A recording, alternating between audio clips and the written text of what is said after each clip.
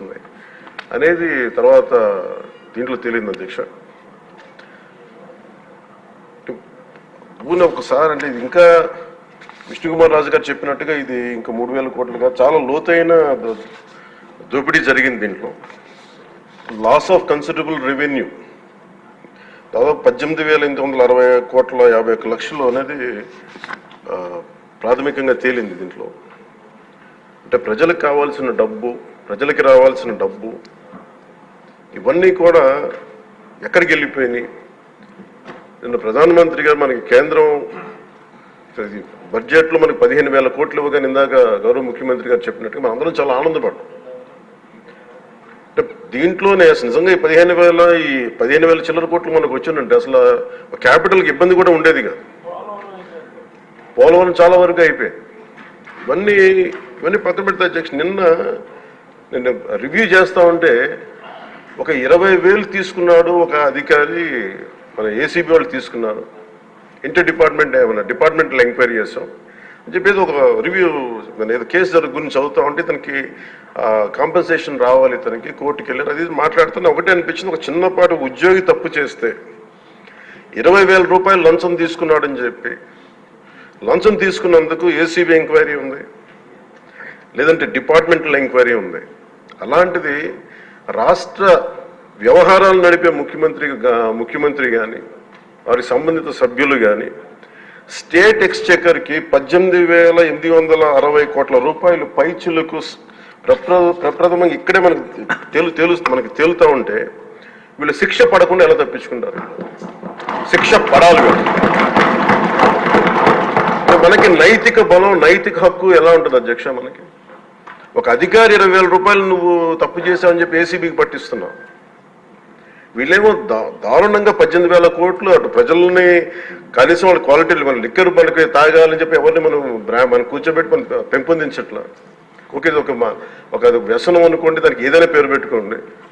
ముఖ్యంగా మనకి మద్యపాన నిషేధం అనేది చాలా చాలా కష్టమైన విషయం, ముఖ్యంగా ఆంధ్రప్రదేశ్.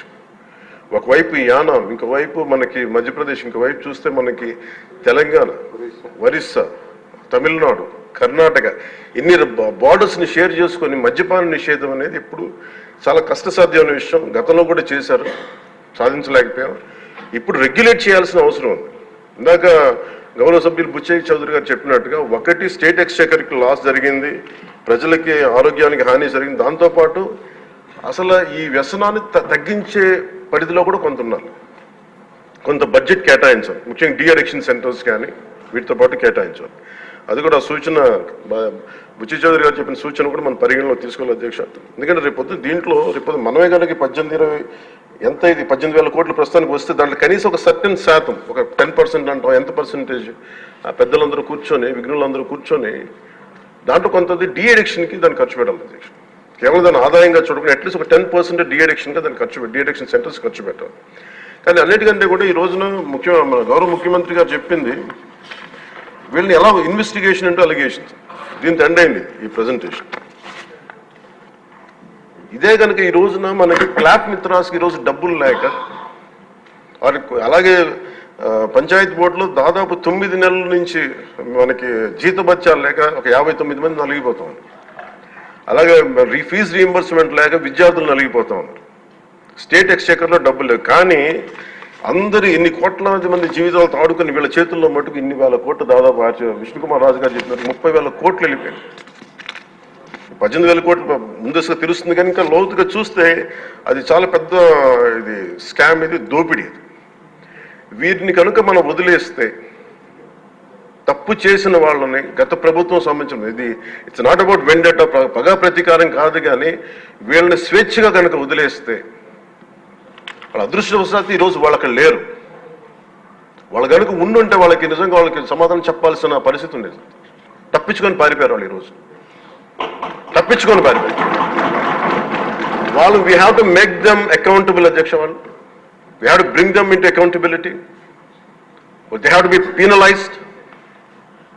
వాళ్ళు దయచేసి గౌరవ ముఖ్యమంత్రి గారికి నేను మీ తరపు నుంచి ఆయనకి తెలియజేసుకున్నాను అధ్యక్ష, దయచేసి వీరిని please we have to penalise them sir. వాళ్ళకి సరైన శిక్ష పడాలి సార్. వీళ్ళకి తప్పించుకోవడానికి కుదరదు సార్. ఏదంటే రేపు పొద్దున ఒక ట్రాఫిక్ కానిస్టేబుల్కి బలం ఇవ్వాలి అంటే ఆపగలమంటే వాళ్ళు ఏమంటారు సార్ లోపల?